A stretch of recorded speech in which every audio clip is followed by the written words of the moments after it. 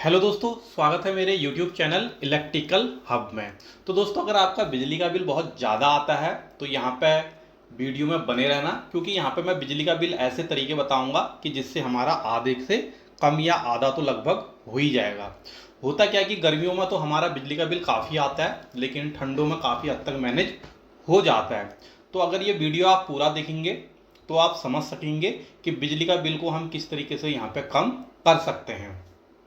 तो देख सकते हैं हम यहाँ पे जो घरों में जो सबसे ज़्यादा यूज होती है गर्मियों में, जो नॉर्मल घरों में एकदम बेसिक से लेकर के जो हायरली घर हैं वहाँ पे भी, तो जो सबसे ज़्यादा यूज होता है उसको हम मान के चलेंगे जो होते हैं हमारे सीलिंग फैन।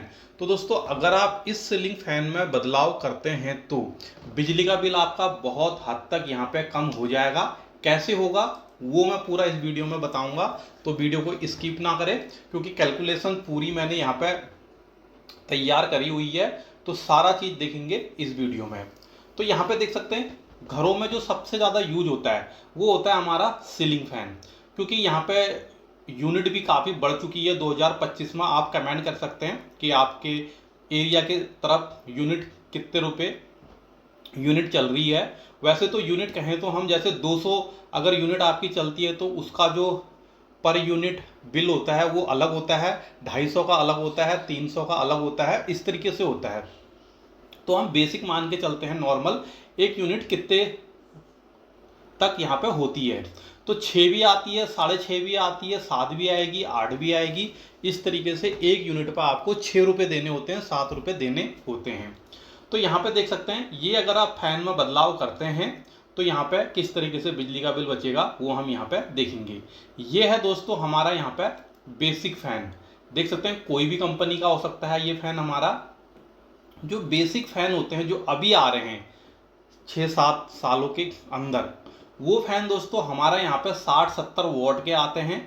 इससे पहले के अगर आपके घरों में फैन लगे हुए हैं वो फैन हमारे 100 वाट से लेकर के 120 वाट के फैन होते थे, जिसकी हमारी बॉडी कह सकते हैं कि काफ़ी हैवी होती थी वो वाले। और जो अभी 8-10 सालों के बीच में आए हैं वो हमारे 60-70 मोटा मोटा कह सकते हैं कि ये होते हैं। तो वॉटेज पे ही हमारा बिल डिपेंड करता है कि कितना आएगा और कितना नहीं आएगा। गर्मियों में जो सबसे ज़्यादा चलने वाली चीज़ है वो होती है हमारी फ़ैन। अगर हम इसको सही तरीके से यूज करें, सही फैन का इस्तेमाल करेंगे तो बिल हम किस तरीके से कम करेंगे वो भी हम यहाँ पे देखेंगे। और यहाँ पे एक फ़ैन दोस्तों कईयों को पता होगा, क्योंकि काफ़ी टाइम से है ये, ऐसा तो है नहीं कि अभी अभी है, लेकिन जिनको पता नहीं है तो उनको मैं बता दूं। ये दोस्तों हमारा BLDC फैन इसको हम कहते हैं, बुश लेस यहाँ पे फैन होता है ये BLDC फैन यहाँ पे ये आता है। इन दोनों का कंपेयर मैं यहाँ पे थोड़ा थोड़ा कर लेता हूँ, फिर हम देखेंगे अंदर का स्ट्रक्चर और फिर देखेंगे बिल हमारा किस तरीके से यहाँ पे कम आ सकता है। तो देख सकते हैं यहाँ पे कुछ दिखने में तो कोई वो नहीं है, इसमें भी 3 पर, इसमें भी 3 पर, 4 भी हो सकते हैं, वो नॉर्मली है। लेकिन जो BLDC है उसका डिजाइन थोड़ा सा हमारा जो नॉर्मल सीलिंग फैन है उससे अलग हो सकता है। साथ में इसको कंट्रोल करने के लिए आपको यहाँ पर रिमोट भी देखने को मिलेगा, क्योंकि इस फैन के अंदर PCB होती है। और जो ये फैन होता है DC फैन होता है, यहाँ पे 3 तरह की फ्रीक्वेंसी से इसकी जो कॉइल होती है उसको यहाँ पे कंट्रोल किया जाता है, उसकी स्पीड को कंट्रोल किया जाता है रिमोट के ही थ्रू। तो इस फैन में ये चीज़ होता है अलग। अब हम देखते हैं कि इस फैन में जैसे हमारा जो नॉर्मल खर्चा हर सीजन में देखते हैं कि फैन स्लो चलने लगता है तो हम यहाँ पे कैपेसिटर को बदलते हैं। तो यहाँ पे आपका कैपेसिटर नहीं लगेगा, जिसे हम सेल भी कहते हैं, बैटरी सेल कई लोग अलग अलग तरीके से जानते हैं। तो वो चीज़ यहाँ पे नहीं लगेगी, यानी इसमें हर साल 2 साल में आपको वो सेल चेंज कराना पड़ता है। टेक्नीशियन आएगा, 100-150 रुपये लेगा, जो भी प्राइस है जहाँ की उसके हिसाब से, तो वो खर्चा यहाँ पे कम हो जाएगा। अब हम बात करते हैं, इसमें एक प्रॉब्लम और आती है कि साल 2 साल में ऐसी समस्या आती है कि हम जब इसको फुल में चलाते हैं तो ठीक चलता है, कम करते हैं तो बिल्कुल ही कम हो जाता है, यानी इसकी स्पीड कंट्रोल नहीं होती है। तो उस केस में जो फॉल्ट होता है हमारा वो होता है रेगुलेटर का, यानी रेगुलेटर हमारा जो खराब हो जाता है, जो हमारे मेन स्विच बोर्ड में लगा होता है जिससे हम स्पीड इसकी कम ज़्यादा करते हैं, वो भी यहाँ पे खराब होता है। तो उस कारण क्या होता है, फैन की स्पीड को हम जिस हिसाब से हमको चाहिए कंट्रोल नहीं कर पाते हैं। लेकिन यहाँ पे वो भी समस्या हल है दोस्तों। इस वाले फैन में हमारी रेगुलेटर की ज़रूरत नहीं पड़ती है, ये रिमोट है, रिमोट में ही हमारी स्पीडें होती हैं, फर्स्ट, सेकंड, थर्ड, फोर्थ। हम जिस भी स्पीड में चलाना चाहेंगे उस स्पीड में हम इसको यहाँ पे चला सकते हैं। इस फैन में एक चीज़ और भी यहाँ पे है फ़ायदा कि जब यहाँ पे हमारी हल्की हल्की ठंड शुरू होती है तो हमको रात में 2-3 बजे के बाद फैन काफ़ी ठंडा कर देता है, तो हमको बंद करने की ज़रूरत पड़ती है, तो नींद खराब होती है। यहाँ पे आप स्लीपिंग टाइम लगा सकते हैं, 4 आवर, 5 आवर, 6 आवर, 7 आवर। उस टाइम आप क्लिक कर देंगे तो वहाँ पे आके उतने टाइम बाद ये क्या हो जाएगा, ऑटोमेटिक ऑफ हो जाएगा। ये दोनों में ही अलग है। अब हम बात कर लें थोड़ा थोड़ा वारंटी की। तो दोस्तों ये जो फ़ैन होते हैं हमारे, ये जो नॉर्मल फ़ैन होते हैं, 1 साल से लेके 2 साल तक वारंटी आती है, लेकिन किसी किसी फ़ैन में अब कंपनियां 3 साल की भी प्रोवाइड कर रही हैं। लेकिन ये जो फ़ैन होता है दोस्तों, इसमें आपको 3 साल से लेके 6 साल तक की वारंटी आपको देखने को मिलेगी कंपनी के तरफ से। जो हमारा BLDC फ़ैन होता है इसकी वारंटी ज़्यादा होती है, क्योंकि इसकी फैन की जो लाइफ होती है वो भी बहुत ज़्यादा होती है। ये बहुत कम चांस होंगे कि आपका जो कॉइल है वो जलेगा। लेकिन इसमें एक नुकसान ये है कि इसका जो PCB बोर्ड होता है वो हमारा ख़राब होता है। तो इसमें, क्योंकि इसमें PCB बोर्ड ही नहीं होता है, तो इसमें वो खर्चा आपका बच गया। लेकिन इसमें PCB बोर्ड होता है, वो खर्चा आपको करना पड़ेगा जब भी वो ख़राब होगा, क्योंकि बाइंडिंग इसकी बहुत ही कम जलती है, ना के बराबर। लेकिन जो PCB होती है वो हमारी ख़राब हो सकती है। वैसे तो कंपनी 3 साल से लेकर 6 साल तक यहाँ पे वारंटी प्रोवाइड करवाती है। उसके बाद कोई प्रॉब्लम आता है तो वो सिर्फ PCB का ही होता है। अगर रिपेयर होती है तो ठीक है, नहीं तो उसको आप चेंज भी करवा सकते हैं। तो ये तो हो गए दोनों के कंपेयर। तो काफ़ी कुछ आपको यहाँ पे समझ में आ गया होगा कि दोनों में क्या है। बाकी हम और डिटेल भी देखेंगे, अभी वीडियो को स्किप मत करना। तो यहाँ पे अब हम देख लेते हैं इसके अंदर का स्ट्रक्चर। दोस्तों ये यहाँ पे जो इमेजेस देख रहे हैं ये है हमारी BLDC फैन की, जिसके साथ हमको यहाँ पर रिमोट देखने को मिलता है। ये है दोस्तों हमारी कॉइल, यहाँ पे देख सकते हैं सिंगल ही लेयर में इसकी कॉइल होती हैं। यहाँ पे इस तरीके से, यहाँ पे इस कॉइल के अंदर भी हमको 3 कॉइलें होती हैं दोस्तों। इस तरीके से 3 कॉइलें लगी होती है। जैसे सपोज करो ये 3 एक साथ हैं, ये 3 एक साथ, ये 3 एक साथ, तो यहाँ पे 4-4 का सेट होगा। तो इस तरीके से 4-4 के सेटों में 3 कॉइलें होंगी। क्योंकि BLDC जो फैन होता है UVW, यहाँ पे 3 तरीके की फ्रीक्वेंसी जनरेट होती हैं, उसी के हिसाब से हम इस फैन की स्पीड को कम ज़्यादा कर सकते हैं। यहाँ पे ये देख सकते हैं। उसके बाद यहाँ पे ये एक PCB देख सकते हैं, ये एकदम नॉर्मल PCB है, बेसिक यहाँ पे कह सकते हैं।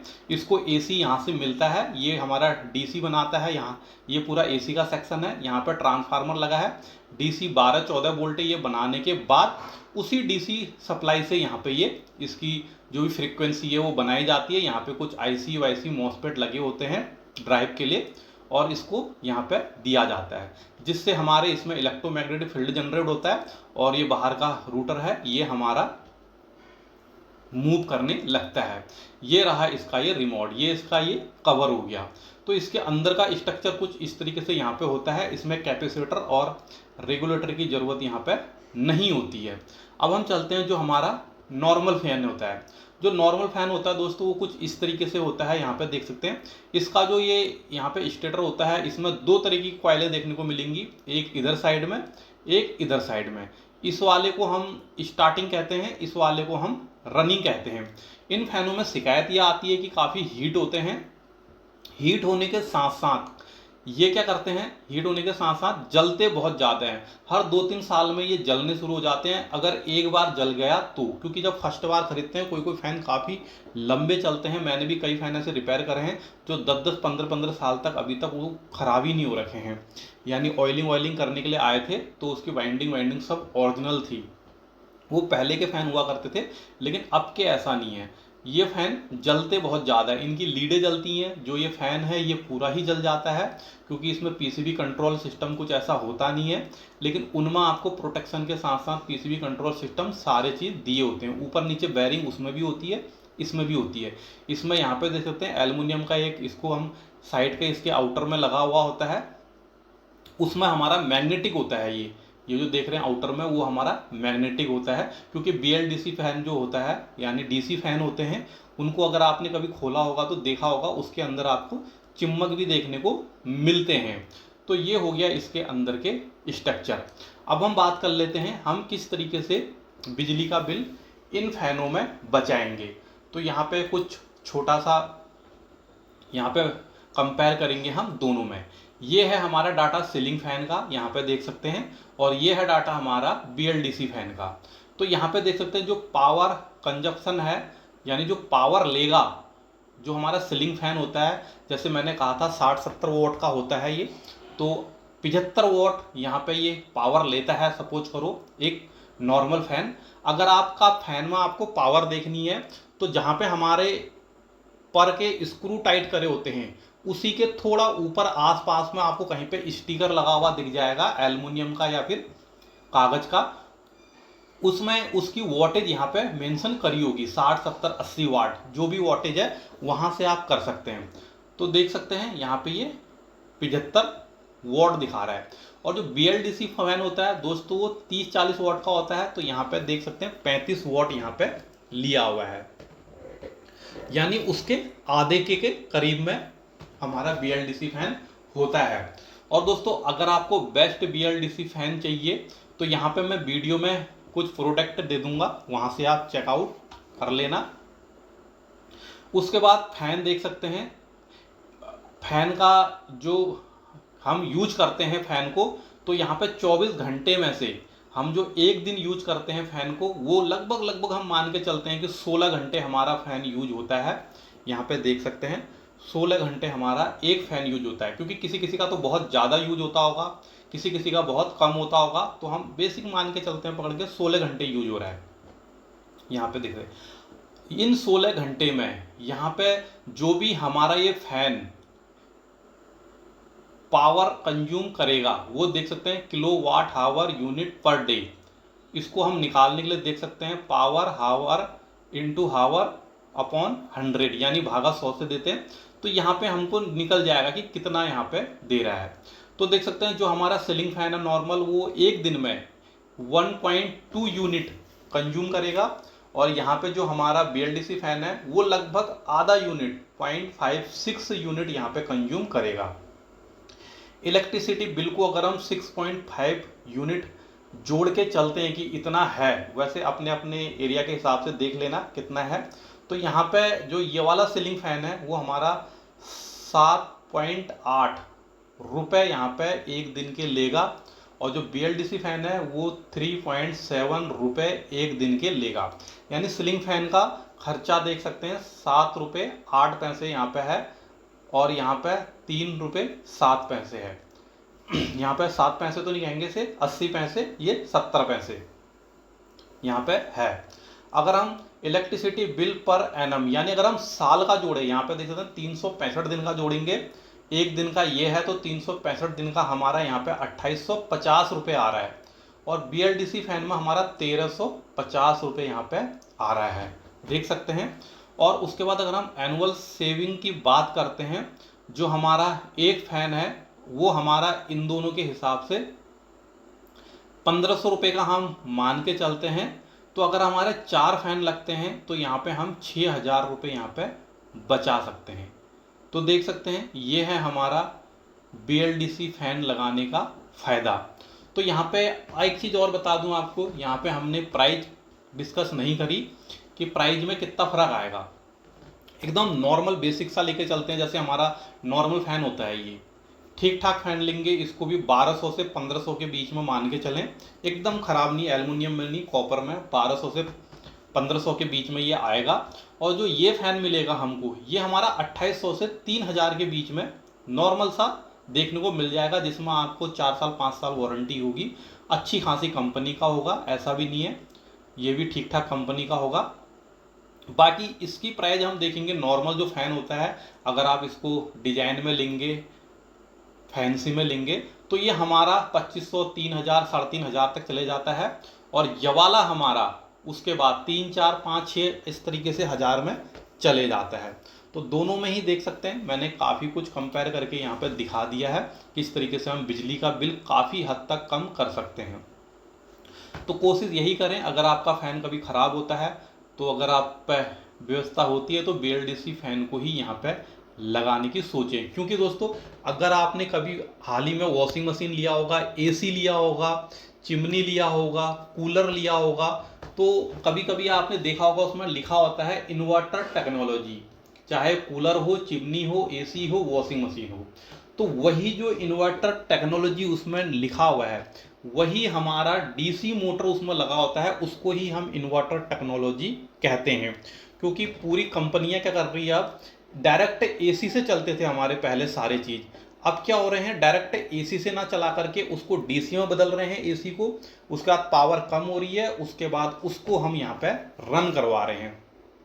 क्योंकि DC को, हमारा जो DC होता है, जो बुशलेस मोटरें होती हैं उनको कंट्रोल करना काफ़ी आसान होता है, AC की मोटरों को कंट्रोल करना काफ़ी टफ होता है। तो यहाँ पे ये देख सकते हैं। तो पूरा कंपेयर आशा करता हूँ आपको यहाँ पे समझ में आ गया होगा। तो दोस्तों इस वीडियो में इतना ही। वीडियो अच्छी लगी वीडियो को लाइक, चैनल को सब्सक्राइब जरूर करें। आज के लिए इतना ही।